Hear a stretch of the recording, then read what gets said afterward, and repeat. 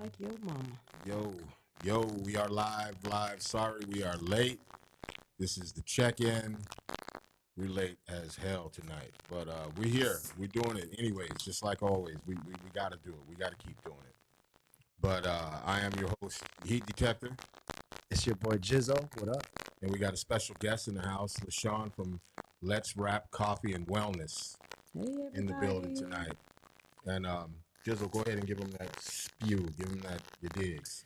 Yo, as you already know, every single week we appreciate all of y'all that tune in, man, and listen to us as we go through the weeks with all these topics, man, that are affecting mental health all across the board. But as we say every week, man, we are not licensed therapists. We are not licensed psychologists. We're just speaking from the heart and speaking from our personal experiences in these situations. And hopefully y'all can get in the comments and comment as well. But, don't come at us, man, because, we're just talking from the heart. It's just a couple of homies special guest today. So, you know, we do this every week. You already know we got a special topic, so I'm gonna let E Detector give it to y'all because pause. But yeah, anyway, First and foremost, like I say every show, this show is not for the timid. If you are weak, you got cotton candy in your ears, you dream of bunny rabbits and unicorns and shit, you're a thin skin, you can't take constructive criticism, you can't hear the truth, can't be accountable for your shit, go find another channel, man. This shit ain't for you. yeah, All right? real talk. So tonight's subject tonight is what is a friend's role uh, in your mental health? Like, what is your friends or your people that you cohort with? What is their role? What do you think their role is in your mental health?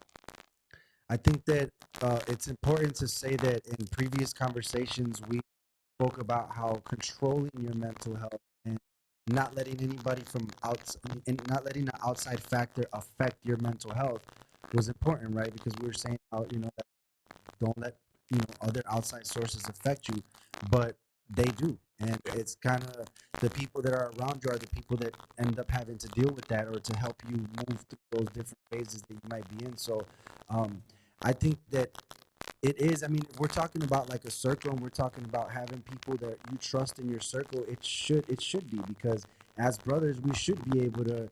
I mean, if you got 5 people around you, if you got 15 people around you, and none of them really checking on you to see how they are, they just want where's the next beat or where's the next show, that type of deal. But Like, you know, like nowadays, that's how the shit is anyway. Nobody really gives a shit. Everybody's on some selfish time. well, the masses. I mean, yeah, if you're talking about the masses, but like I said, that's why it's important to, if you're able to have a brothership with some people or to have an understanding with some people that you guys check on each other or check each other, Right. check or check on each other, Hold them accountable. hold people accountable, and also just be there for them. So yeah, man, I think you should have a circle of brothers, a circle of sisters, someone that you can talk to that they'll tell you if you're tripping, because every once in a while we be tripping. So and we need somebody to ground us. So yeah, I think it's definitely a part that someone that's close in your circle should play. But I've seen people posting on Facebook about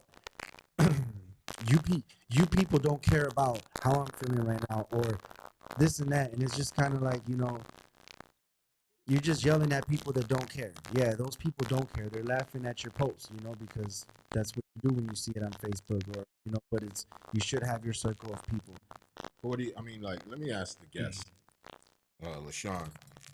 What do you think the role is as a friend to someone's mental health, or just say your mental health, or someone else's mental health? Well, my circle is tight. So, I can count on one hand how many people that I actually reach out to. And you should have that one person, that you're able to talk to and, you know, able to share your secrets, whatever your situation or your circumstance is. And, you know, um, a lot of times, we don't want to hear the truth, Right. right? So, but you should have that one person that you're able to disagree, able to disagree, Agree to disagree. agree to disagree. Yep, you got it. Right. But how far do you go? How far Are you willing to go? That's the $1 million question. How far are you willing to go in that role As a friend, as a friend? yeah, I mean, shit. I mean, just to kind of like piggyback off of last week's show. Sometimes we have friends that we don't realize that are that are that are like really good friends that are like closer than you thought or care more than you thought. You know, because I had a couple weeks ago, 2 weeks ago now, I think, or a week ago, whatever. I'm not counting, but you know, I had a little mental meltdown, and surprisingly enough to me, a lot of people reached out to me. But more importantly, this man drove from Milwaukee concerned about me and showed up at the house. And that spoke volumes to me as far as a friendship is concerned. Because I know I haven't really personally known him that long. And for him to do that, it really spoke to me, and it really spoke to what friendships mean, and how a friendship can really affect you. You know what I mean? Because I don't know, you know, somebody could have came up and said all of the wrong things. You know what I mean? And I've had friends like that that have, even when you're feeling bad or you're whatever, they don't want to do nothing but get drunk, or they just add a lot of negativity, or add, you know, fuel to the fire, so to speak. You know, and this guy came in and just really basically listened, but I didn't really say shit. But we were just sitting there, and I mean, maybe that's all I needed, you know, at that particular moment. I don't know, but it really made me think, like what a real friendship means, and like what it means to your mental health, because we end up having friends in our lives sometimes that are just toxic as shit, and that adds to the stress of every day. It adds to you know, anxiety and fucked up thoughts and whatever. You know, and like, what is that old saying? You know, misery loves company. Yeah. Absolutely. So Absolutely. you think it's like important? I mean, because sometimes you don't. We might not recognize that somebody's like that toxic to us or that fucked up to us in a friendship relationship. Is that, you think maybe that's because we might be fucked up too, and the whole misery loves company? Yeah, it's called like trauma bonding. Yeah, really. You know, it's bonding through your traumas and like being with someone who's you know, dealing with the same or dealt with the same toxic things that you dealt with. Like, yeah, that's definitely a thing. I never heard the trauma bonding, but I did look up earlier today the role of a friend in a relationship, in a friendship relationship. Hold on. Let me find it real quick. But what are your thoughts, LaShawn? In regard to, Just everything, the whole well, topic. there is a such thing as trauma bonding.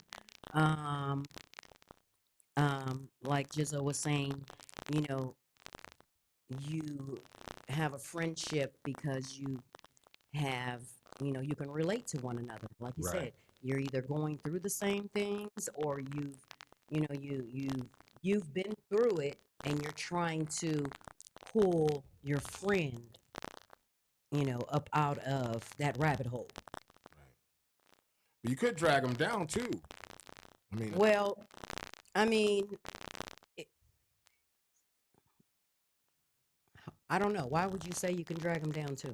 because I mean, just like we were talking about a minute ago about, About negativity? yeah, and just, you know, and sometimes you don't recognize it, because it also too, like, look, the relationship could also be a relative, because, you know, we all have like our favorite cousin or auntie or something like that that's more of a friend than anything else, and sometimes they're not that, you Oh, know. I wanted to clear something up because I looked it up and so trauma bonding occurs when a person experiences abuse, develops an unhealthy attachment to their abuser.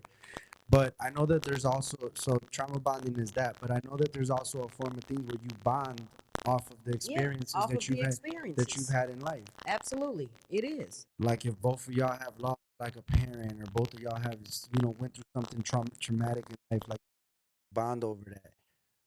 Right. Well, just to go back to what you said, I mean, I just said that because I think I've had friends before. I actually cut off a lot of people, so I don't really have any more friends. But they can bring just fucked up shit to your space, Mhm. your bubble. Yeah, to your You know what thought I mean? process. Yeah, they and may sometimes it's intentional, sometimes it's not. You know what I mean? I know, like, I joke around with this guy a lot. I say a lot of crazy things to him, but I really only say those things in a joking manner. I don't believe any or think anything of him when I say those things. But I had to like really think about that today too. It's like, should I keep saying those kind of things to him? Is that maybe that might start fucking with him and start to think that that's how I really feel about him? You know, could be, but I don't know. I mean, you're right there. I mean, you could say it does or it doesn't. I don't know, but I'm just saying, like it I don't even I know. believe you two have that type of relationship. Like if something didn't sit well, you guys would discuss it. Oh, Oh, I'm he sure. he knows. I call his ass after the weekend. I'm watching all the podcasts. I'm calling him after, telling him, "Hey, you Uh, dissing this, blah blah blah." But yeah, man, I think that It's a healthy relationship, though. I believe we have a you healthy, know, healthy friendship, healthy yeah. relationship. And just like I just said about my friendship, my circle is tight. I have acquaintances, Hmm. and because back in the day when I was young, I fed off of chaos, drama, Right. toxicity, you know. Yeah. But now I need my peace, my Peace. space, Mm. So my circle is very tight, and like I said, I only have a couple of people I can count on one hand that I can actually go to, and I know that they'll be there with no judgment. No judgment. I think that's key. That's key. But I think you keep that circle on purpose. You learn to keep a circle like that because I'm sure in your life you done been through it with people that you thought was your Absolutely. friend that Yeah. did in the end just left you out to And dry or and stab me in the back. stabbed you. Yeah. One of the Yes. whatever they did. Yep. Yes. And that could Absolutely. be. I mean, I hate using the word trauma a lot because I think it's overused, but that could be trauma. If like you really are invested in someone in a friendship, in a relationship, and they do something really bad to you, stab you in the back or do whatever, steal from you or do those kinds of things, that could really hurt, Because like you don't really expect it real to come bad. from your own camp, from Yep. your own Right. circle. From your own circle. Right. Absolutely. Well, the Mayo Clinic says friendship can have major impact on your health and well-being, but it's not always easy to develop or maintain friendships. Understand the importance of social connection in your life and what you can do to develop and nurture lasting relationships. And this is, what are the benefits of friendship? Good friends are good for your health. Friends can help you celebrate good times and provide support during bad times. Friends prevent isolation and loneliness and give you the chance to offer needed companionship to friends. To friends. Friends can also increase your sense of belonging and purpose, boost your happiness and reduce your stress, improve your confidence and self worth, help you cope with traumas such as divorce, serious illness, job loss, or death of a loved one, encourage you to change or avoid unhealthy lifestyle habits, also excessive drinking or lack of exercise. Well, damn. Well, Yeah. depending on what kind of Yeah. friends you got, you might be Well, drinking a little shit, more. man. But but I had friends that would come over and bring me bottles of liquor to get fucked up. Then I had other friends that would bring me liquor and then tell me, as they're handing me the bottle, I'd be a much better person if I wasn't drinking. But hand me the bottle to get fucked up. But yeah, I mean, but ultimately it was my choice. It wasn't their choice. But that thing about friendship, bro, that you just said, and all the everything you said at the end about it increases your boosts your person, your situation, your life. We talked about that on previous shows about being lonely to the point where you feel like you are don't have anybody, and yeah, and some people, take that final step, and so this just all plays into it, like friendship, mental health, being lonely, feeling like you're by yourself, like in and like people, you can stand here and say, I don't need nobody, or whatever it is, but we all need somebody. We need somebody to talk to, like, I you think know. that's a human commonality, that we all have. Like, besides like skin and flesh and bone, I think the commonality with any like human being is the need for companionship. You know what I mean? Healthy one at that. Healthy, Healthy, positive positive companionship. companionship. Absolutely. And I believe that yeah, I know. It's not that bad though. I checked it. But sorry about the static, people. I don't know. I'm not going to interrupt anything right now. We've had a tough night. We're just going to muscle through it. But I've had, I don't know. I've had both sides of the fences on friendships, and I've been in a room with what I thought was a bunch of really good friends, and felt like I shouldn't even have been there. Like I felt like I didn't belong in that room, and also felt like I shouldn't even be there.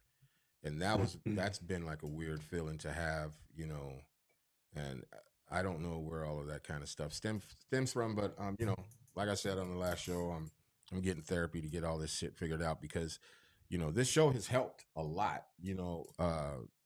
I speaking for myself, and I know just from the conversations that we've had about this show and how much it's helped for our own accountability, and just getting our shit together. You know what I'm saying? Mentally, and just not trying, but pushing forward every day. Like I say on every show, I can't do shit about the past, but I can wake up every day, God willing, and put my best foot forward, do better than I did yesterday. Yesterday could have been the worst day, could have been the best day. But whatever it was, I'm going to wake up and I'm going to be and do better than the day before, And that's what you should. Yeah. Anyone, that's the thought process that we should have, is make today better than it was yesterday. No matter, you know, we all go through situations and circumstances, Mm-hmm. but it's how we deal with it. Right. And everybody's coping mechanism is different. True. But would you say that when you made that statement right now, you said it's how you deal with it, like a more personal thing. But there are some people that need uh uh someone next to them or someone there. Absolutely. That's what I You know said. what I mean? How you deal with it. How Right. what your thought process is that you need for that moment. Right. I'm doing a certification for life coach Right. to be a life coach, right? They said feelings and emotions last 3 seconds. Yeah. 3 seconds. But in our minds, some of us Let it fester let it fester and and ruminate, and yeah, and it just and sits and there. stay in it. And if you're not talking to somebody in your circle about Yeah. it, you'll just keep thinking that You'll you're just right keep and this shit's wrong. yeah. I wanna just got onto Facebook real quick. Summer says trauma bonding is real. Uh, Nicholas Rivera says your sister on the show is what we needed. You mean LaShawn? Shout out to our most loyal subscriber. Shout out E Johnson, man. What Thanks up? for What up, B? being in on the show, watching the show or listening, whichever one you're doing. Yeah, I don't know, man. I'm sitting. I got like 8,000 thoughts in my head right now. I probably had too much coffee, but I'm finding it as I get older. I'm way more picky about who I choose to be around and who I choose to As you know we what I'm saying, should. exchange my time with. I heard something years ago, and it said that your circle should be people that are smarter than you, have more money than you, Right. you know. Um, oh my goodness, and it's one more. But I find that so true. Because especially if you have dreams, goals, and aspirations, right? Because I want to know how you made your first million, right? Um, I want to learn words that I've never heard before. Let's have an intellectual conversation. Right. But One of the words on your book says growing, and I That's think right. that with that kind of a circle, you allow yourself to grow. Absolutely, absolutely. And a lot of us are stuck. Yeah. We are stuck, and within our situations, our circumstances, we live with the tools that we've been provided, Right. right? Agreed. So, you know, if Almost generational. yeah, it's Yeah, generational generational. curses, as they say. If you've been your parents been selling drugs all their life, that's all you know. Right. Unless you have the thought process or the mindset, this is Or not good what I. friends that Yeah, show you and teach you different. right. Or whatever, a pimp, or just in a violent, you know, household. Everybody deals with some type of dysfunction in the family. True. It doesn't matter if you're rich or you're poor. You have all the rich people. They have all this money, but they're so unhappy. Well, money doesn't bring Money happiness. doesn't bring happiness, absolutely. But they seem Being to a lot think of it friends. is. I rather Yeah. cry. I rather cry in a drop top. I don't know. This guy. Oh wow. But yeah, just to speak on what you were saying, I've heard that like my entire life pretty much, that you should never be the smartest guy in the room, because then Yeah. what are you going to learn? If you're the smartest What guy are in the you room, gonna what are you going to learn? learn? And I recently told somebody that I couldn't be around them anymore, because I told them, I was like, you don't bring anything to the table. Yeah. You bring zero to the table. And I told him straight up, I'm not talking monetary. I don't need your money. I don't need anything from you. But what Okay, I need pause that. one What? second. Yeah. So you said that they bring zero to the table. Right. Okay. So you weren't friends enough or close enough to try to pull them up out of whatever it is. Absolutely, I did. Yeah. But that was the problem. The Uh-huh. problem is I end up giving, and being taken. You know what I mean? And like I said, when I told him this, I told him it's nothing monetary. I don't want anything from you, but you bring there's no value here. Yeah. You know what I'm saying? Because if I'm the one that's constantly giving emotional support and at times financial support and all of these things, and when you come over, all you do is just sit there. You bring no ideas. You don't bring you bring nothing. Okay, so let me ask you this. You don't think that part, you pulling this person through whatever, and it might have been going on years, but you don't think that has helped you grow in any way? Nah, it was to a detriment. Really? Yeah, it was. That's what I'm saying. Like relationships. Shout out to Pat White Jesus. Money fully doesn't buy you happiness, but it sure helps. For the moment, it's a quick fix. It's a band-aid on a deep cut. But when I'm still friends with the person. They're Right. they're just at arm's reach. Okay. You know what I'm saying? And throughout the years of knowing this person, there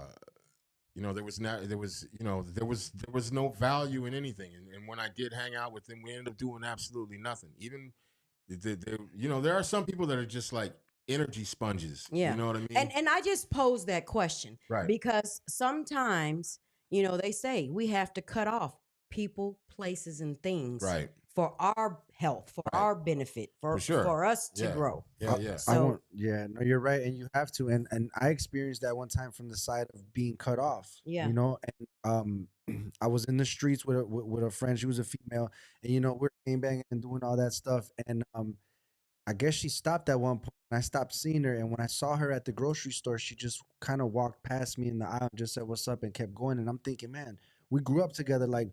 And years later, when we became really tight again, when I stopped doing what I was doing, she was like, remember that one time? She was like, my life was in another place. Yeah. I couldn't surround myself with the guys, with no one that was involved with that. Like, I had to do that for me. Like, that's why I walked past Yeah. you. So, Shout out to her you Yeah, I know, was for just gonna say, finally realizing. rest in peace to my friend Timey. Yeah, man, she definitely showed me a life lesson that was like, all right, man, you got to be a good person. People not going to want you around if you're on that bullshit. Yeah. To speak on that, like I just shout out to DJ Mar, man. He just reached out to me recently, and it just goes to show about how friends are. Because when he called me, I hadn't spoke to him since 2009 or 10. Wow, you haven't Maybe spoke 2000. 14 years. You haven't talked to him. Nah, not at all. Like I No know contact? his family and everything, and maybe I'm okay. Maybe 2011, long 2012.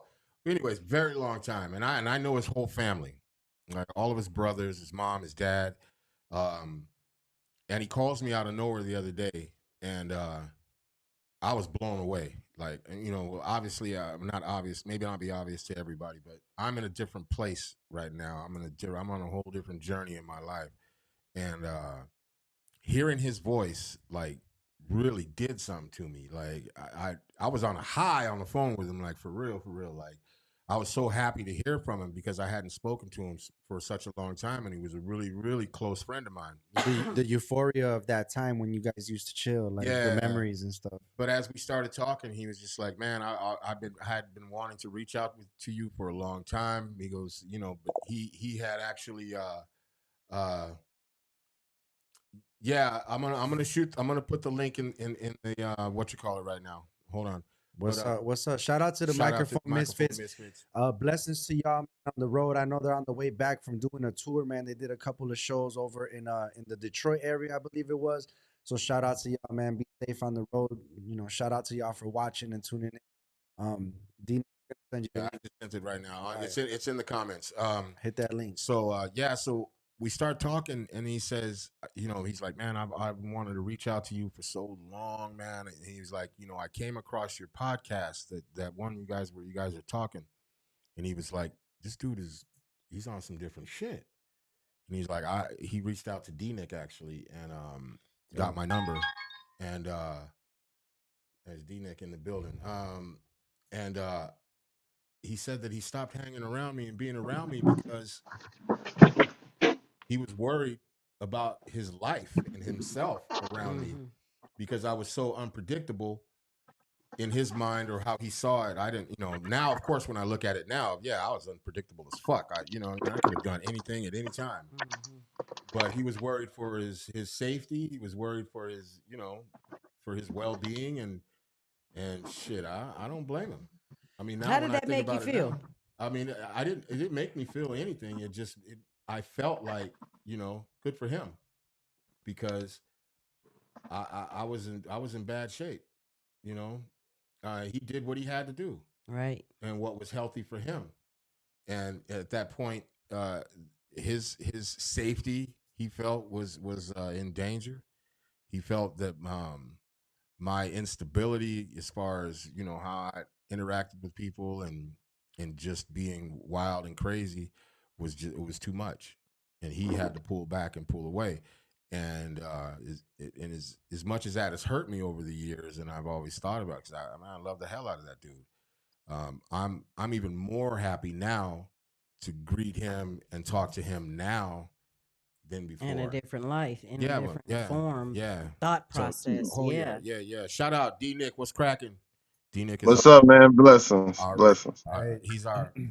I want to say resident, but I ain't gonna put you on that, man. But he's like he's a licensed therapist or counselor.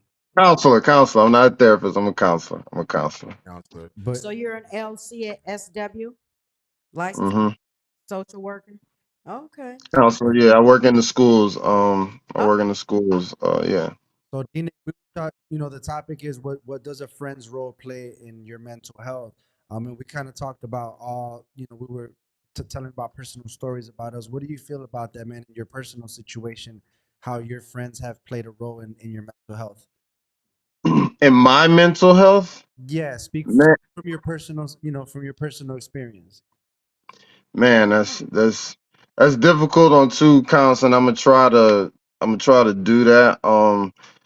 Man, you know, like for me, like I said, I try to contextualize as much as possible. I have a friend, you know, really close friend. It's not on me to put his business out there, so I don't want to say who he is. You know, you all know him, but in his situation, you know, he was struggling with something, and he chose to walk away from the group like the microphone misfits. He chose to walk away. That was his choice. And I'm like, yo, man, we ain't no group. We are family. So you walking away, you know, when you're able to come back or whatever capacity we can be there for you, we will be there for you. But like I look at it, it's all perspective. Him doing that was him believing in me and believing in our family to like, I don't want to hinder you all. And that just shows the good person he is. The other things that was made him have to step away is, was his demons, one would say, or his disease, others would say. So it's for me, it's all contextualizing. It also can be overwhelming, on another end, because you want to help everybody, and then that makes you have to judge things, differently. I remember my father told me, I was like, man, I got a friend, he's going through something, da da da da. My father was like, look, man, fuck the art, fuck your friendship. It's about saving his life. Mm. So if if his life more important than all those other things, then at least don't be an enabler or a hindrance. It's the Mm. best you can do for him.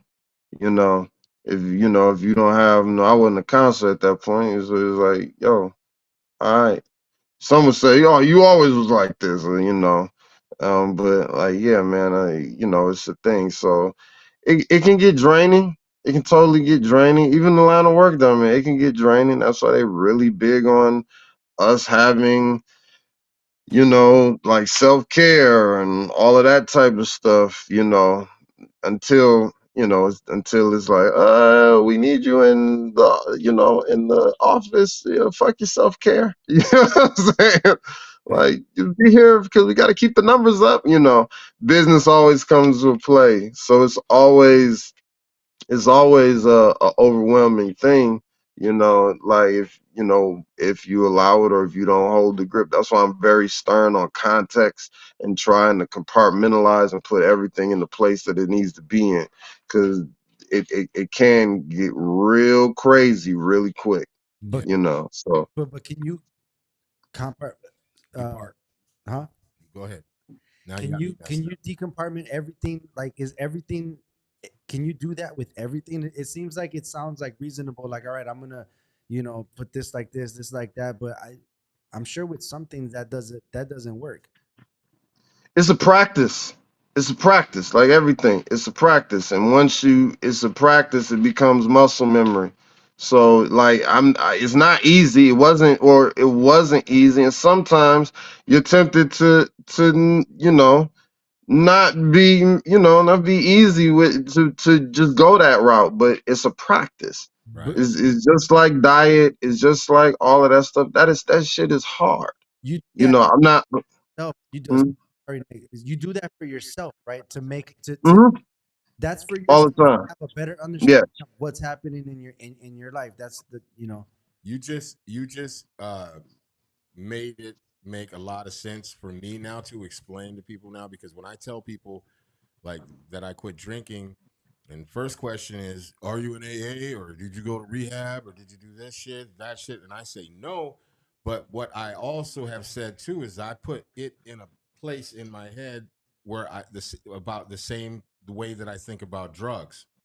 And because of what my history and my family history with drugs, I've always put it in this compartment in my brain of it's a no-go area for me. And that was a lot of practice. That was hard to do growing up, you know what I mean? Because it was all around me everywhere. I could have gotten high and did dope and did all kinds of shit my whole life, but I had put it in a part of my brain that said no, and it just said no forever. And so what I And did, also, I'm sorry. No, no, I don't mean to cut you. Continue, Heat. I'm sorry. so what, for me, I just did the same thing with the alcohol. I put it inside that cabinet where the drug lies, the drugs or the use of drugs, and I locked it. Put it where it's supposed to be, and that's where it is for me, and that's how it works for me. You know what I'm saying? And also, you gotta, shoot your loved ones some bail and some grace when they ask you, like, are you in AA? Are you getting it? They're running through the checklist because they care. It may be annoying for you, but they're running through the checklist. If you go to the doctor, depending on what you go to the doctor, they're gonna ask you if are you been exposed to sexually transmitted disease? Did you like, do this, did you do that, did you are you on drugs, are you on, they're gonna ask you all of these things because they gotta go through the checklist. Yeah. That's part of the routine. He's like, like, what? No. Like, I remember I had a throat infection and I was in a doctor and they were just like, you know have you recently had oral sex with a man? I was like, what? No. Like, no. Like, like, but that's the list that they have to do. They have to ask all of this stuff. Have you been kissing random people? Like, because it could be mono, it could be all of, they're just going through all the lists, just canceling stuff out, and they can't skip over anything. Like They when literally can't. like a jail checklist when they ask you, have you had suicidal thoughts, or have you, Right. like same shit. 'Cause they Yeah. know where your mental's at. T-Nick, I want to just real quick tap back to what you were saying because I feel you, man, on like the part about having a team member having to fall back like for their own reasons, but still being present and being there and saying like, I can't move forward at this moment. But I think it's important, man, to look at a situation like that when, yeah, like sometimes people need to do things for themselves, and you know, it's all right. Sometimes you have to fall back, and sometimes that might be you. You might be the person that might need to fall back. So, you know, it's not a bad thing. Sometimes you have to step away from the art. And we're talking about, I know someone that, dealt with the situation of their kids, and their kids saying that they loved hip hop more than they loved them. That the parent loved hip hop more than they loved them, and did their life was revolved around that. And so, so Yeah. yeah, it's like that. No, I know a lot of people that, that's why and I'm saying this as someone that I literally just got back today. We were just got back from the road. We had a amusing, amazing time. Shout out to everybody that was at Humicon. But like, I have to compartmentalize that. Those are really, really beautiful, dope, trusted consumers that I appreciate in abundance. I cannot mistaken that for actual love. Right. Yeah, That's not love. That is, man. they are consumers. Sorry. Huh? I'm sorry, Gizzle. No, I just said compartmentalize. I needed my redemption. I like stumbled on the word earlier. Oh yeah, it's all good.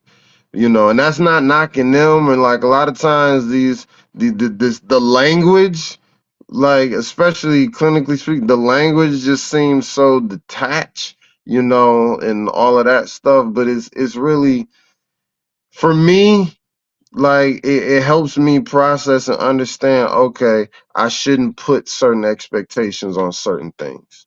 Hmm. So, I shouldn't put. I'm sorry. go ahead. Go ahead. You shouldn't Oh put. no.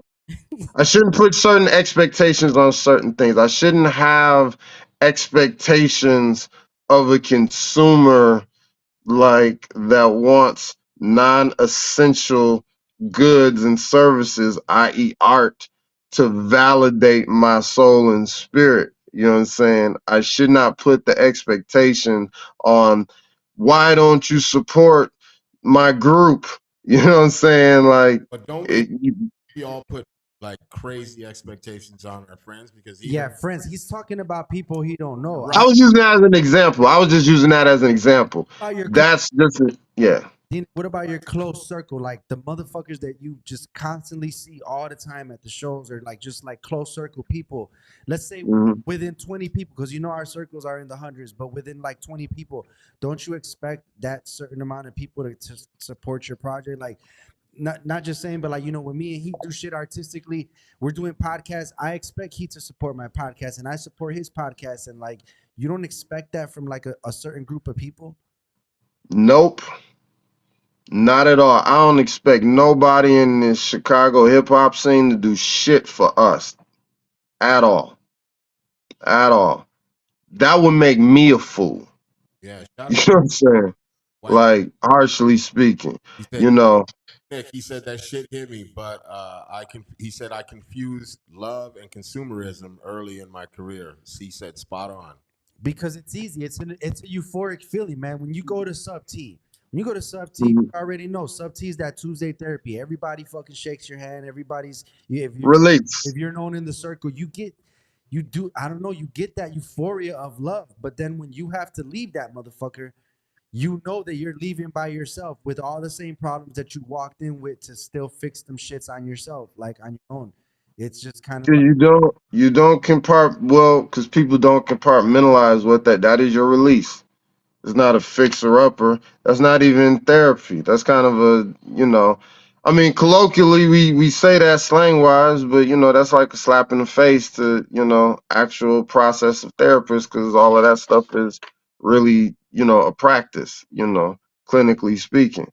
It's a release. we use It's it an artistic release, community and it's therapist. That's why our community doesn't go to a therapist, so we say that that's our therapy. That's why we're saying that. no, I know. I'm not knocking none of what we say. Like, I totally get it. I totally get it. But if we don't contextualize things, and then like this is the check-in, so like we're contextualizing that stuff. If you go there with therapeutic expectations and you don't get therapeutic results, then who's at fault? Yourself. Big You fact. know. Like, so, if you compartmentalize and contextualize it, it's actually a release. And the release is therapeutic. It's like, whew, I got this out. I can go to the world really headstrong and get it together. Like, release is different because release clears your mind. It's like you're not as cloudy as you were. You said all of the crazy stuff you want to say in your rhymes, and boom. So like that's why I contextualize things. For me, and then not everybody know the words and the proper definition. For some, when we in like the Chicago hip hop community called 606 therapy, we mean release. We mean therapeutic release. But if you go there thinking that it's a therapy session, I'm gonna get this off, I'm gonna freestyle and all this stuff, and then you're gonna come back like, I don't have a plan to heal myself. Well, I don't have a plan to bro, put things together. is the check-in just the last about what he's saying? Is the check-in release or is the check-in therapy? In your mind, in your opinion. The check-in is a release to start therapy. Okay. So when I do a counseling session, just straight up, and I do group counseling, the first thing that we do is a check-in. That's the first thing that we do clinically is a check-in. It's what we do. You know, me and all the boys, I'm a boys counselor.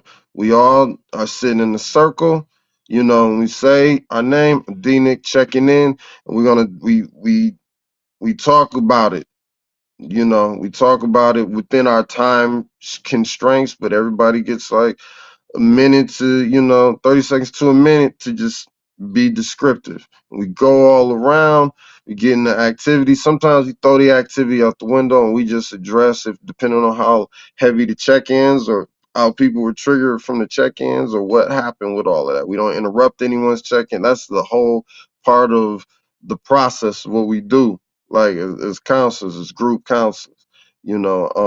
So it's a yes, it can be a part, but I'm not a therapist. How thorough I'm a counselor. how thorough is that check-in? Is there like a light version of a check-in, or do people just start like literally letting everything out during those check-ins? It's a process and it depends on like, so if it's the beginning of the year, most people, like, if I'm new to them, boom, they're gonna be reserved and not gonna be reserved. Sometimes they'll be assholes to me because they want to test my temperature. You know what I'm saying? But like, compassion's part of the gig. So like that ain't never gonna, like, I'm never gonna let that sway me, especially in that moment. You know what I'm saying? I have my own release processes for after when I need to decompress and all of that stuff because it does get heavy. You know what I'm saying? But I'm there to, I'm not flinching. I'm trained and all of that stuff.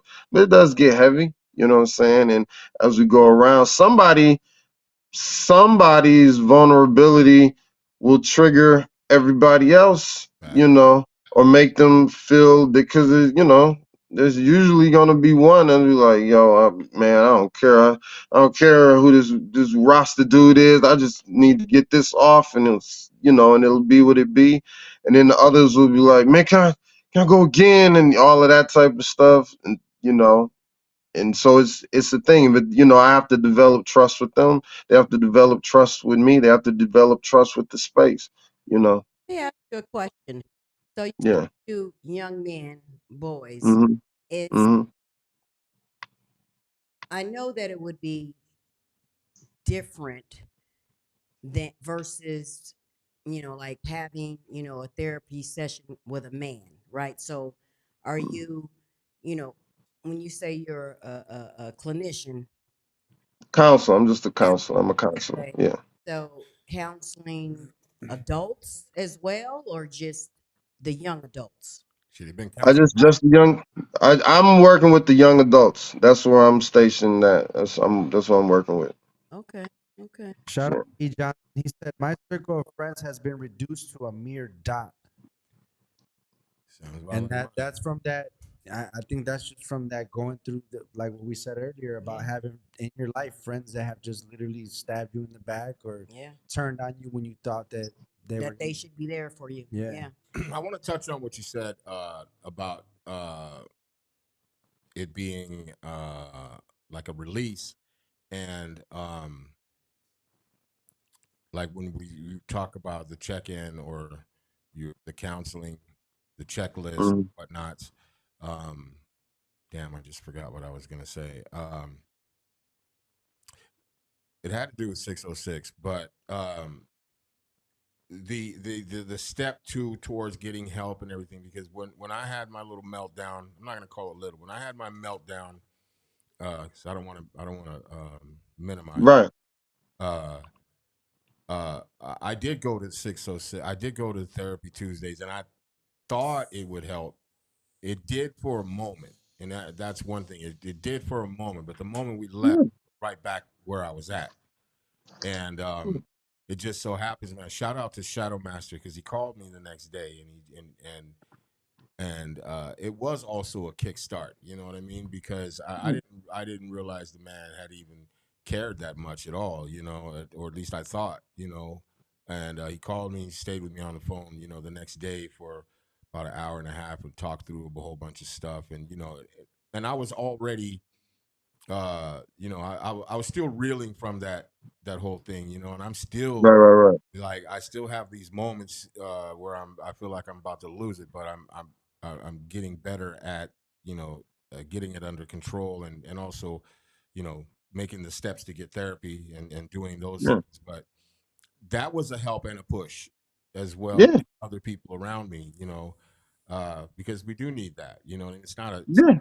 uh, it's not an easy jump. You know what I mean? And it's shit, especially if you've thought your entire life that therapy is not the thing for you.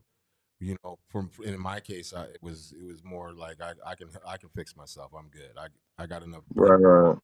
to fix myself, but clearly I wasn't doing a good job at all. But I said that to say that because we are talking about friends and mental health, Yeah. that when I went through this meltdown, this thing, because I still don't know what the fuck it is, but I'm working. Hmm. Um, Hmm. that there were a lot of people that reached out. That even when I was feeling that lonely and that alone, like nobody gave a fuck. Days later, as I was decompressing from if that's the right word to use, Yeah. Yeah. that realizing, because even days after, I was still sitting here feeling like nobody gave a fuck, and that I was alone, and no one could tell me shit. They couldn't even tell me I was wrong, because in my mind I was completely convinced. Hmm. But days later, and realizing these people just like reached out to me, man, and it was crazy. Like it helped, and it also helped me to get my thought process right about, look, man, there's people that care about you. You know what I mean? There's people telling me I'm making a difference. Jizzle and I are making a difference with the show, and all of these other things. And it's just like, fuck, it really had me sit back and really not just reevaluate who I thought wasn't my friend, but also who I thought was my friend that actually cared more than I thought they did. You know what I'm saying? And it made me take a seat and rethink, of the value that I put on friendship or lack thereof. You know what I'm saying? Right. So Yeah.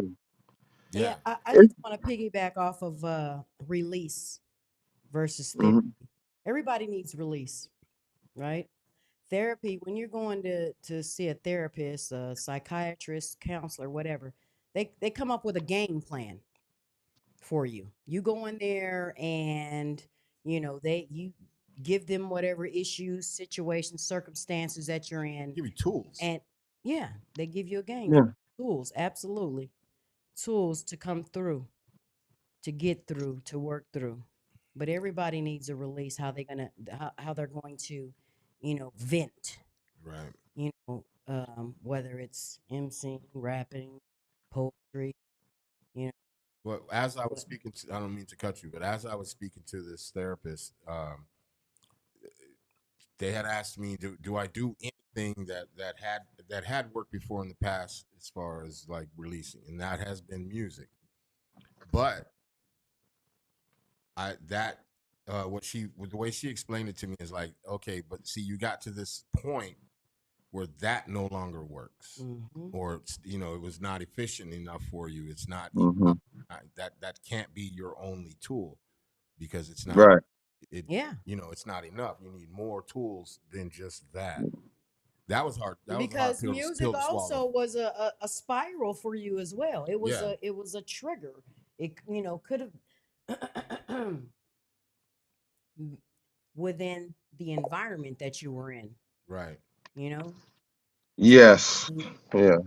Yeah. yeah, Shout out to White Jesus. He said in situations like this, we always have to understand sometimes people.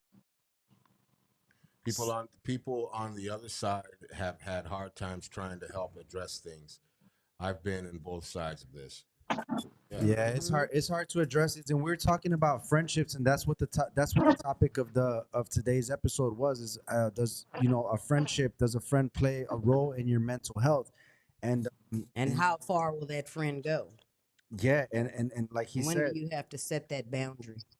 Hey, everybody needs boundaries. Yeah, yeah, people have a Everybody hard needs time. yeah, but yeah. people have a hard time. Well, I think it's also because of the history that you may have. Like you may already have a messed up history of doing stuff, and then yeah, people, like a friend having to understand it and be on both sides of like you being the bad guy for a little bit, and trying to mend shit and fix situations that you did when you weren't being a good friend. Thank you. Right. We're all guilty of that, man. I mean, we could sit here and just talk about like, oh, well, how did my friend's mental health play a part? How did my friend's situation play a role in my mental health? Well, sometimes it's us too, and sometimes we were that bad friend, and that's what this show exists for us to be able to talk about this topic and talk about both ends of it. Talk about the person that was let down and also the person that let people down. Yeah, everybody has to be held accountable for their I actions.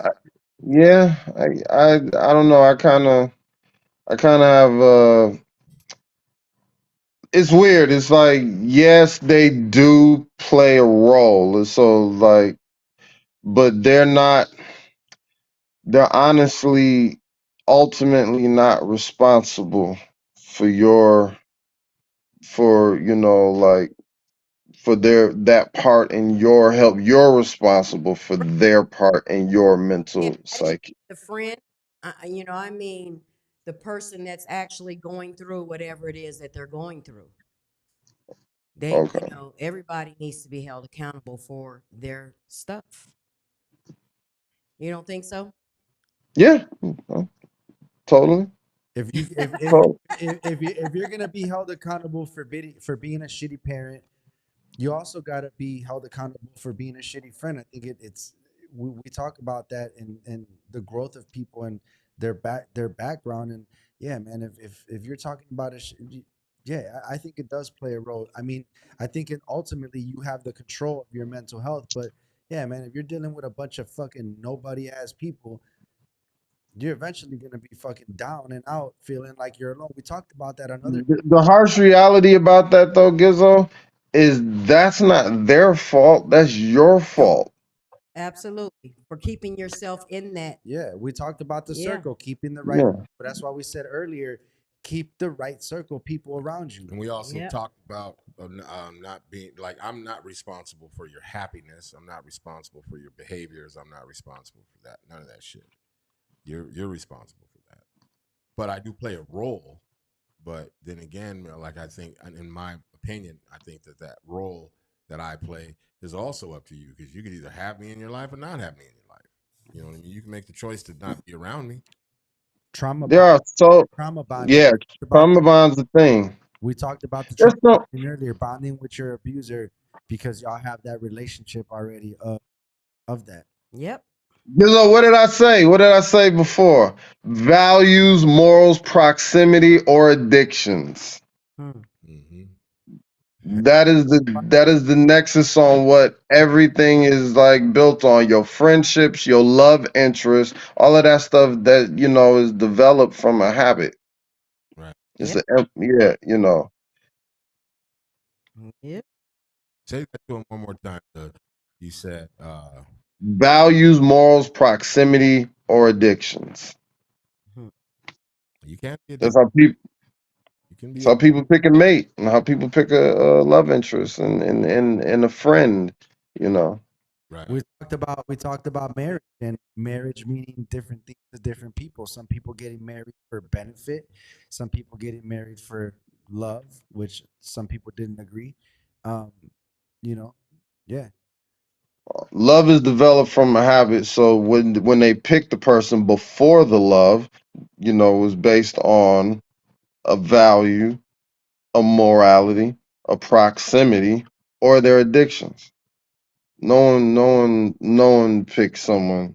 No one like picks someone for love. Love is developed. Say it again for the people in the back. I think love is developed is when you're compartmentalizing it. It's Because always that's it's that's saying that butterflies don't exist, or like that feeling of like I don't know, like um I don't know. I guess Talking we about don't like have a to warm, go into. fuzzy I guess we don't feeling? have to go that deep into it because we're talking about love at this point. But it was in the realm of like, Well, you can love your friend. Yeah, friends are a part of love. Friends are a part of you choose a friend based on values, morals, proximity, or addictions. but it all seems too technical when you say that. When you there's another part of it too. There's that. What's the other part? What's the other part? The other part of it is where sometimes those boundaries don't exist within love. Haven't you ever been in love? Maybe not you, but anyone that's watching, Mhm. anyone that's here. Haven't you ever been in love and it's been a magical thing? It wasn't about compartmentalizing into proximity, location, addictions, and it seems like it's either this or this, and that other part of it doesn't exist. I think you're hearing me wrong, Gizzo. Like, okay, you're an MC, you're a rapper, just like I'm an MC, I'm a rapper. When you write, your lyrics, like A has to rhyme with B, and then maybe I want to put a double rhyme within the line of A, and you can explain the technical equations of rhyming, and you can plan the intricacies of your bar structure. But once you have been doing that for a long time, it just becomes, you just jot it down and it comes out smooth. Like, I'm saying it like this, breaking it down. So when you find someone, whatever is your value system of seeing them, and it's like when people say love at first sight, if you see someone, it's like, man, he or she is fine, and then boom, you get a chance to chit chat. Oh man, they cool. Boom, boom, boom. Oh man, this is hitting on all cylinders. Whatever the cylinders are is based on your values, your morals, your proximity. Because sometimes this is just the best person in my proximity, the best person closest to me, or your addictions. Like, I'm breaking it down, but it doesn't mean that it's like it's as slow as I'm saying it will be. Sometimes it's fast and instantaneous. but this is the process of picking someone, I don't think friendship or not. he doesn't like that it's Not when we're talking about love. I know that Love is developed. what you're saying, people do that, but I also believe that there's the other part to it. And I guess, yeah, like he said, he explained it perfectly. Like, I guess just the clinical part of it is just kind of like, well, the other part exists too. For me, it does. Like, maybe if you compartmentalize the situation of my relationship, it would probably fall into that. Yeah, but I didn't work it that way in my head. I didn't fall in love. I didn't say to myself, like, this works out because it's proximity, or because she shares my value, because our addictions are similar. one of those had to hit in order for you to even. Or you could be in a fucked up place in life and find somebody that understood you, and you trauma bonded, how we said earlier, which I was wrong Addiction. explaining it. Would that be That's addiction? that's a value. That's a value. And that's, it could be your addiction, it could be your morality. You might have bonded because y'all share a value. They honor your struggle, or they honor your morality and overcoming. You may not compartmentalize it, like I'm saying it very technical and very, it doesn't undermine love being developed. Right. I That rock does. with you, Nick. No, I'm I know. I'm not offended, no, bro. I'm just talking about the other part of it, because I want anybody that's listening that's also maybe thinking that, for us to talk about it, for us to, for some Hmm. on the side of saying that, but that all goes back to, I think it all goes back to friendship. Yeah. Well, that's why I was Well, just. no, it's totally connected to friendship, because that's the difficulty of these things when friendships, like okay, you meet someone in your life, like as a friend, and you're here, wherever here is, your whether it's your addictions, whether it's just your values, whether it's your, whatever, you meet here, and then you grow, you mature, because we always mature, we always growing, we always doing that. And sometimes people grow in separate places and grow in separate directions and different angles and all of that stuff, and now you still have that bond because your friendship and your, all of that stuff, but now we're growing in different places. Our our our values are different. So I got love for you, I love you, but I can't fuck with you. You know why I You know what I'm saying? say that, Nick? Because I had a friend, bro, that was really close to me, man. Like, literally, I would Hmm. be on the phone with this brother like 7 to 8 hours out of the day. Would I be driving at work, and we just be on the phone, man, talking, and none of that had to do with proximity. Some of the values were different, addictions were different, but I was just there for that guy. I benefited, I don't know if anything from it. It was just more like being a friend, and there was no external gain or ulterior motive. It was just kind of like, man, I just rocked with that dude, and I gained nothing from it but just rocking with him And and you having, gained something from it. yeah, having that relationship, realizing that we didn't need any of that stuff. I didn't need proximity because he was far as hell, lived in another state. We That might have been it. It might have been distant. Some people are more better with people that are distant. It might have been like you say, you rock with the dude, and there was something about like the brother's values that you really align with. That's a value system. That's all I'm talking. It doesn't undermine what you went through, bro. That's the thing. I'm just pointing out these patterns and these steps for these type of relationships, so it's easier to comprehend, and you don't kick yourself Mm. so bad when you gotta separate, because sometimes you gotta separate from a loved one because your value structure Yeah. has totally evolved and changed. And somebody needed to hear Mm, this, bro. That's why we had to talk. That's yes. why we had to talk about it, man, and hit all angles. I know sometimes I'm playing the heat role in other shows and being the antagonist or whatever. But no, I think we that's Nah, the point of this, because we're trying to come up with solutions. yeah, This show historically has always been about it, talking about the topic and leaving out of here with some solutions. And those solutions have helped Heat, have helped me, and every other guest that's been a part of the show. So I think it's yeah. important that we talk about this. And I think that our relationship on camera is great, man, because you bring it from one side, and I feel like I come from this other side. Even though I agree with you on the other side, I still Yeah. want to talk about the other angle of it. No, I'm not. I'm not. Yo, Gizzo, I ain't tripping, brother. I'm. No, Trust me, I've been called some crazy stuff in counseling sessions. So Yeah, that's what he's we've had saying. a few Yeah. sessions. I think we've all had some Yeah. sessions with D-Nick. Yeah. I think what he's just saying, he's just letting people know that there's no static or nothing, and it's just no, it's never, never, never. Never. I'm a passionate person. You know what I'm saying? And I'm fresh off the stage, y'all. So y'all forgive me. My adrenaline is still like, Yeah, this has really been enlightening for me, just listening. And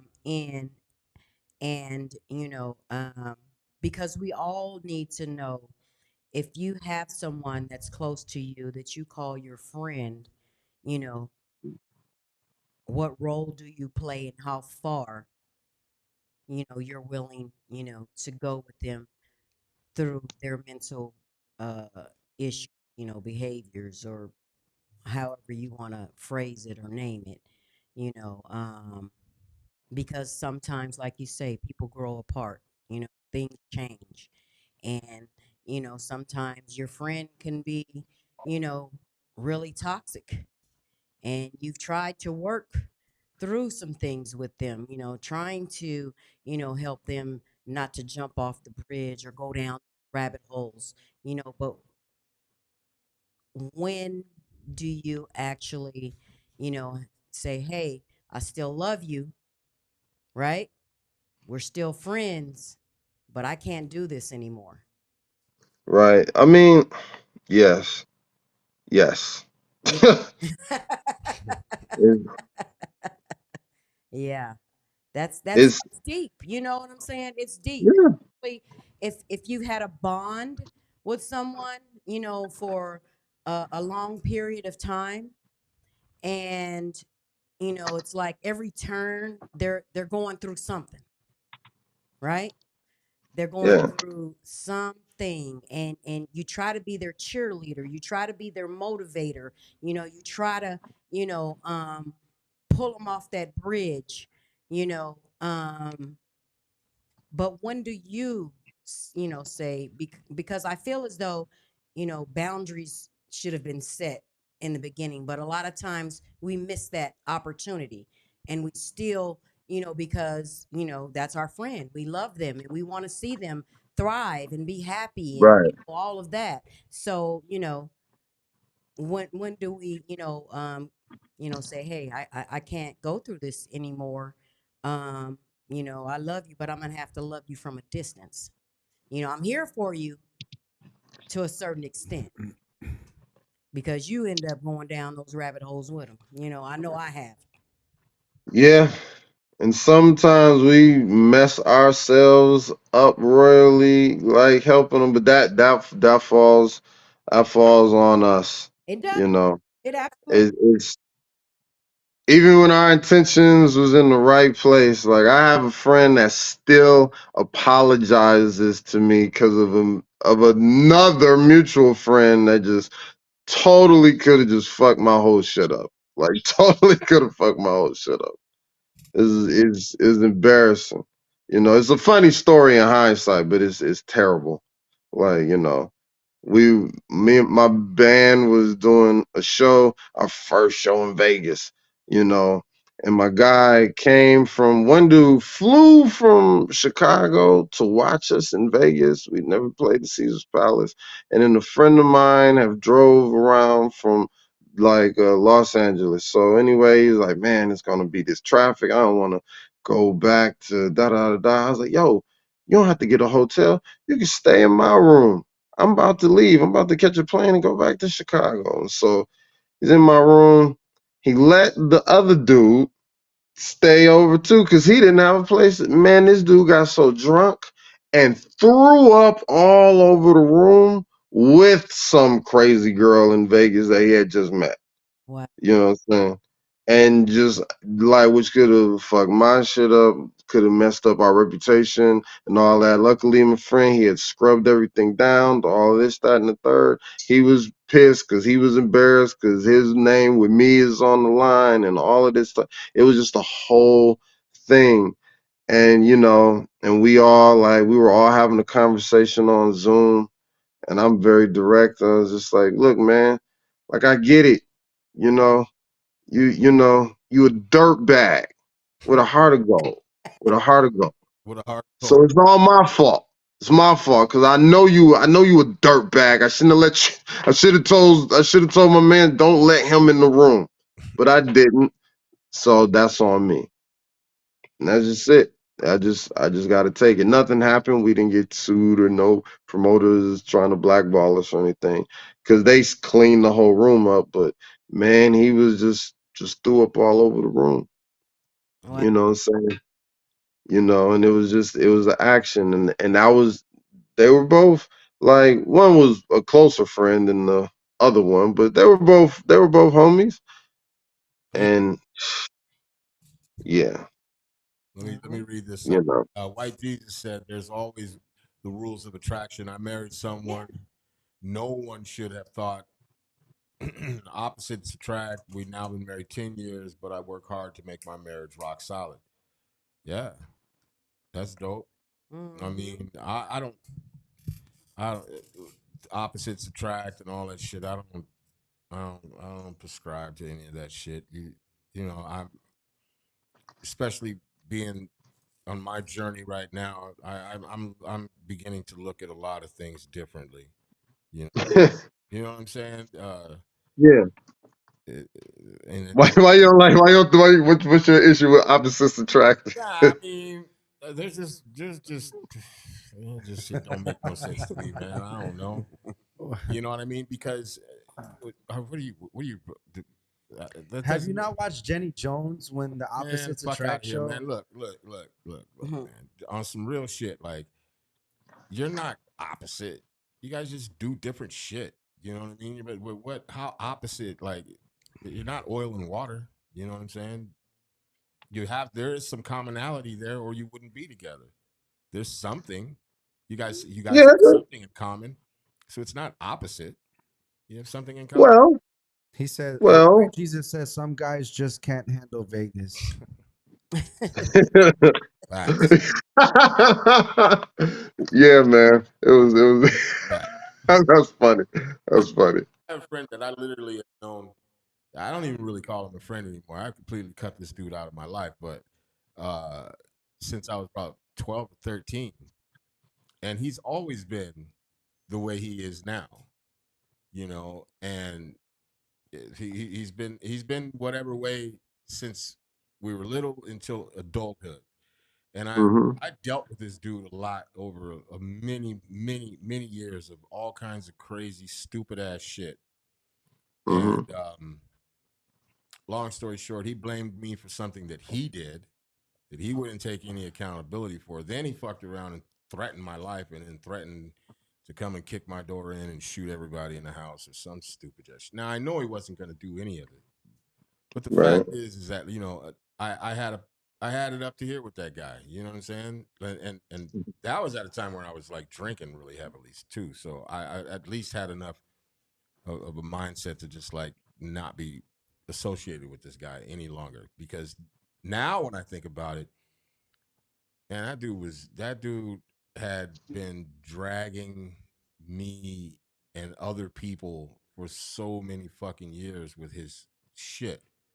Not to say that I didn't drag him in some shit, but I mean, there's levels to shit, I guess. I don't know. There's levels to how much shit a motherfucker will take from somebody else. And now I'm talking shit. 40 years of friendship that now I question it now. That nigga wasn't never my fucking friend. I mean, like for real. And I've talked to his brother since I'm like his brother's cool as fuck. I feel like his brother's a friend. But I feel like more now it's just like you somebody I've known for 40 years. Nigga, that's it. You know what I mean? Man, opposites attract. Heat. Yeah, I don't think so. Nah, There it man. is. There it is. Nah, I mean, he wasn't really that opposite from me. You know what I mean? Like, Yeah. you guy cracks a lot of jokes, but he didn't know when to shut up. But I guess when I was drinking and shit too, I didn't know when to shut the fuck up. Matter of fact, Uh-huh. I never shut the fuck up. You don't. You do not. I didn't want to say anything, but Oh, so it was the opposite. So when you guys became opposite is when it's like, all right, it's time to go. Yeah, we're not opposite. I mean, like, I'm just not with the fuckery. You know what I mean? Right. And I don't have the space. I don't have the mental space for it, and I don't have the physical space for it. You know what I'm saying? Yeah, man. I think that's something that people should be more cognitive of, you know, with themselves. You know, you got to protect your mental space, and you've got to protect your physical space at all fucking times. At all times. Yeah, man. It gets hard for people because they like, sometimes they're addicted to the other things that the other person brings in to the situation. Right. So how many of us, self-included, I ain't holier than I ain't better than nobody. Like, how many of us got like a friend that's like mad, I guess what they would call toxic. They just mad obnoxious, you know what I'm saying? But they funny, you know what I'm saying? And they look out for you, you know what I'm saying? They might be a dirt ball, but they got a heart of gold. Like say it, like the homie that just threw up say it again. with a random chick in like the hotel room. Like, you know what I'm saying? Like, he just did some shit like, oh man, I got a nice hotel room, Like that's what he did. That's what he chose to do. You know what I'm saying? It's like, and that's where boundaries come in. That's what, like, this is who he is. This is who he was or is, Yeah, I think you know. like part of that, like my thought process now is like protecting my mental space and my physical space. And because I like to believe that I have a heart of gold, I like to believe that I care about people, I'm compassionate, you know, and I feel like now being more self-aware that like I need to be really mindful of who I give that to. If that Yeah. makes sense. Yeah. Absolutely. I need to be really mindful because I'm not the most stable motherfucker on the planet. You know what I mean? And I'm working on all of those things now. So it's like imperative for me to make sure that I give what I would give. Like I don't I think you know. Yeah, you're trying to guide by your values? Yeah. Is that what you say? I'm fucking with you, Gizzo. Gizzo, I'm just fucking with you. I got values now, goddamn it. I'm known for not having values. You know what I'm saying? I relate to your values. all right. That's why I'm gonna have to start calling this stuff out as it's talked about, so Gizzo be like, oh fuck, man, fuck this. yeah. But I mean, it's you know, it's Shine the light, man. it's just where I'm at. You know what I mean? I'm in all of the shit that has happened over the last week or 2 weeks or whatever, and then up until now. Even then, before I had this meltdown, I haven't been happier ever. I'm happy about who I am. I'm happy about things that I'm doing. I'm happy about a lot of shit. I just have other things that are just simmering under the surface that I need to get some more tools in my tool belt to deal with these things, these traumatic things that have happened to me in my life and things of that nature. But for the most part, I'm happy. I'm happy with who I am. I'm happier now than I think I've ever been. I'm happy to see people. I'm happy to talk. I'm happy to shake a motherfucker's hand. I'm happy to hug a motherfucker. You know what I mean? I'm cool with everything. I'm just not cool with shitty people. You know? And I don't have any tolerance for it. And I won't. And I'm not going to because I'm not going to compromise myself any longer. I'm gonna give you something that, like, 'cause I got to do it tomorrow anyway, and I have to eat shit about being gone. But I'm gonna give you a thing that we do sometimes. We have multiple types, because Gizzo asked earlier, like like about the check-in, about check-ins. We have multiple types of check-ins that we do as counselors. You know, we have open check-in, which is essentially, well, this wouldn't be an open check-in. We have an open check-in, which is you just go. You have a topic check-in, which is what this would be. And there's a bunch of, we have an academic check-in sometimes because it's the report card. I work with boys, they're in school, so we can do an academic check-in. But there's another check-in as we call a pies check-in. Pies meaning physically, intellectually, spiritually, and emotionally. So, they, when they check in, like you would say, how you doing, physically, how you doing intellectually, how you doing spiritually, how you doing emotionally, whatever that means to you. So we, those are some of the series of check-ins that we do every day, and just so but like when you said that, it just made me think of a pies check-in, because sometimes there's a disconnect, and sometimes we might need to be aware of what the connect is. Physically, we might be doing fine, we might be doing great, intellectually, we might be sound, spiritually, we might be a little weak, a little brittle. Emotionally, might be the same thing. It might be two. It might be three. It might be all. So those are some of. That's just what I thought about when you were going through, when you were saying what you feel about. Like those are the different types of check-ins that we do. And Right. you know You know. that man, that's just so um hit me, bam, because my organization is Let's Rap Wellness. And people Mm, don't understand that wellness doesn't mean just physically. There's dimension mm, to it, as you said, mm, spiritually, physically, emotionally, financially, all of these things. And when, one is, unbalanced, it can trigger the others. And, mm. you know, that's really profound right there. And that's awesome Yeah, to have that type of check-in. we gotta wrap this up. But like we do every time, we're gonna go with the last words. Start with you, D Nick, then we're gonna get to You ain't Rashawn. even put up the. I'm about to. Don't worry. Okay. I didn't forgot about you. All right. Then it go you, then me, and then actually let's get this done. LaShawn is from Let's Rap. Is it Let's Rap Coffee and Wellness? Let's Rap Wellness. Let's Rap Wellness. What are you guys doing? And is it mental health based? Obviously, I believe, right? Absolutely. It's actually educating on the importance of mental health and well, Mm, right? yeah. Um, we do a lot of different things. We've, been to women's shelters where we've, done creative arts therapy with them, you know, um, just speaking with them, let them know that, they're not alone, even though they're in that situation, gave out different things. Speaking engagement with, women being released from prison and helping them, get the tools that they need to, you know, uh, um, thrive, not just survive, but to thrive, because that's what we do. That's what we've known. Right. We've known to do is to survive, but we want to thrive, not just in our homes, but in our communities as well.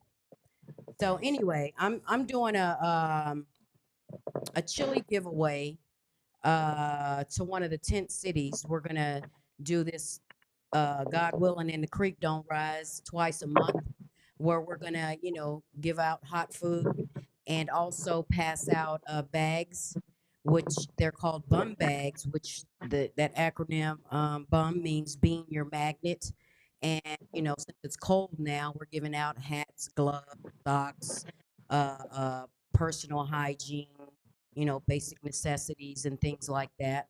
Um, just to connect with the people that are out here. Um, because not everybody that's in that situation, that's living in a tent, you know, uh, is by choice, right? We went to California. Heat and I went a couple of years ago, and Was just talking to a lady at a grocery store, and she said that her and her family lost their home, and they were in a tent for 6 months. Her working 2 jobs to put her family back into a home. So not everybody is out there by choice. So we just want to go out there and interact and show them that somebody's advocating for them, give them some resources, tools, you know. But you gotta want it. You gotta want to come from up out of that tent. Yeah. For those, LaShawn, that they can't not read the flyer, tell them what date it is and where you're gonna be at. December 2nd, and we say from noon to 3, but it's until everything's gone, and we're going to be on the corner of Canal and Roosevelt, right as you come off the E-way. There's a bunch of tents, Yeah. right there. So we're going to set up shop right there. This is our first one. And we are looking for donations. We are looking for volunteers. If you just want to come out and help, pass out things, interact with people, that's fine too. I'm there. And the number on there is 844-897-5727. You can reach out to us on that number. We're also on Facebook and also on Instagram, YouTube as well, but not really. Still have to get that fixed. Website is under construction, but it's a process because we are new. We started this the beginning of the year, and we've made some, great strides. Waiting to get our brick and mortar still, to do free therapeutic services. So we're working on it. But yeah, I also the reason why I asked you, Nick, is about Hmm. the male and the young man, because we're also Hmm. going to do something at the beginning of the year for the men. Mending the Man is what it's called. New Uh, year, new you, right? So hmm. we got to get our venue together, and our LCSWs together, also want to have, because we don't just want to go in there and just bop everybody over the head. I'm thinking about having a comedian and, just to have Right, right, right. a therapeutic event. And Hmm. that's why I asked you about that. But yeah, Yeah. let's wrap, 844-897-5727. Yeah. Get up off your ass and go help. Volunteering is Sowing seeds. yeah. It's sowing the seed. I'm putting the seed out there to have a big harvest, huh? Yeah. And volunteering is good for the soul, man. It's really good for the soul. I did it a couple times, and I thought it was gonna be a bunch of bullshit. Went and no, I'm just being honest. Like we went. That was bullshit. Yeah, I did. My wife and the kids. We instead of having a Christmas evening or Yeah. Thanksgiving, it was I don't remember Thanksgiving I think, but I think I was drunk there too though. But I did feel good about it, not being drunk, but being there. But we went to a homeless shelter and fed and helped feed the homeless and stuff. And so that was really cool. I'm looking forward to doing that kind of stuff again this time, obviously, with a different mindset. Yeah, even sowing a seed, like, I've been to nursing homes, right? And Hmm. so many elders are there and the families forget about them. And you just go there and spend some time with them, and they just love it. Yes. Done so many events, back to school events, where we gave out book bags, haircuts, shoes, you name it. I do a lot of outreach, social services, and things like that, and that's where my passion lies. Because guess what? I've been in those trenches. I've been where I didn't know where my next meal was coming from. So Right. yeah. So this is what I do. Let's wrap wellness. Yeah. 844-897-5727. Get with us. And get off your ass on Saturday, December 2nd, from noon until everything is gone, and come and help. If Yep. not, just come and eat a bowl of chili. Come and eat a bowl of chili. Absolutely. All right, D Nick. Last word, sir. No, I'm sorry. Thank you, sister. What is your name? I'm sorry, I didn't catch your name. Say that one more time. It's LaShawn, but everybody calls me Sean. All right, LaShawn, man, that's so dope. I will definitely, but if I can stay on after we done with the stream, I'll give you some places. Because I know people that Oh, in my organization that love, would appreciate. help you and camp if I can point you in the right direction. That's really good stuff that you're doing. Um, Last words to me, everything is a process. Take your time. Everything starts with one, just like funk.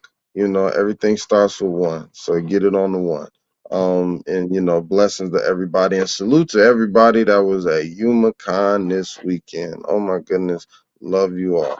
And I'm just gonna get ready, take my deep breaths, take my time, because I've been gone from work since since Wednesday. So I know I'm gonna have a bunch of really disgruntled clients that are like, hate the dual life of your boy over here. But yeah, man, everything starts with one. Take accountability, take an assessment of yourself. Peace and infinite blessings to everybody out Man, my man, Man, man. man. John, last words, last thoughts. Um, he just said something and it came in and went right back out. Oh my God, that is just so crazy. But yeah, it's oh, the process. That's one of my theme songs when I put out my flyers. Trust the process. Um, you have to be willing to go through the process. You gotta want it, and it's help out there. You just gotta seek it. I know a lot of times it's easier said than done, but it's out there. Yeah, big facts. And thank you so much for coming to the show tonight and blessing everybody with your presence, and also to getting that information out there for your I don't want to say giveaway because that sounds corny and cheap, but you going on December 2nd to do what would you call it? What would you call I don't know. I it? don't want to call it a giveaway. That doesn't sound right to me, really. Well, you're right. We threw that flyer together like within 5 minutes. No, I wasn't talking about the flyer. I'm just saying in my mind. Yeah. Chili giveaway. All right. Come and get some goddamn chili. But we appreciate you coming through and sharing your information and sharing your thoughts. Jizzo.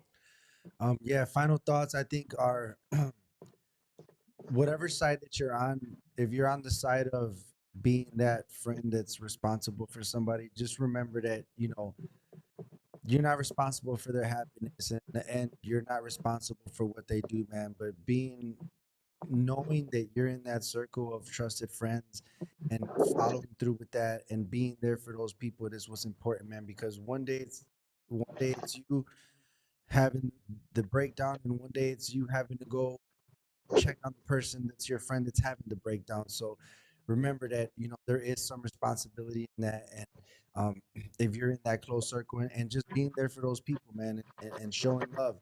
You never know what's going through somebody's head, and that one thing that you say to them might just get them through that next day. So just be Big conscious, facts. be conscious of that, and just be a good friend, man. And try. We're all human. We can't cover all aspects every time, but just do your best. And Word. Jizzle for Shizzle on Instagram, Shy City Cypher on YouTube. We rock with y'all. Yeah, yeah. And I will end this just by saying thank you first to everybody. And thank you to everybody watching or listening or listening later. Like and subscribe, all that crap. But I think, like as I was saying earlier, I'm on a journey. I'm on a journey slash mission, and and that's to be better, and to be well. And I think that's important. I can't be a good friend if I'm not good to myself. I can't be a good father or a good husband or a good boyfriend or whatever in the fuck. I can't be any of that if I'm not good, to myself and for myself. And so, with that being said, I would say for anybody that's listening or watching, what I mean, protect your mental space, protect your physical space, get better every day. like I say on every show, get up in the morning and do better than you did yesterday. Do your best. You know what I'm saying? And if you got a friend out there and you love him, man, give that motherfucker a hug. You know what I'm saying? He might need it. I know I have. All right. This has been the check-in. We'll see you next Sunday at 8:30. Also, too, you go to the Unwrap channel, like, subscribe. We got different shows on there. We're going to be having another new show, a couple of new shows. But yeah, come and check us out. But most definitely, the most important show on that channel, the check-in. We about this bitch. Peace.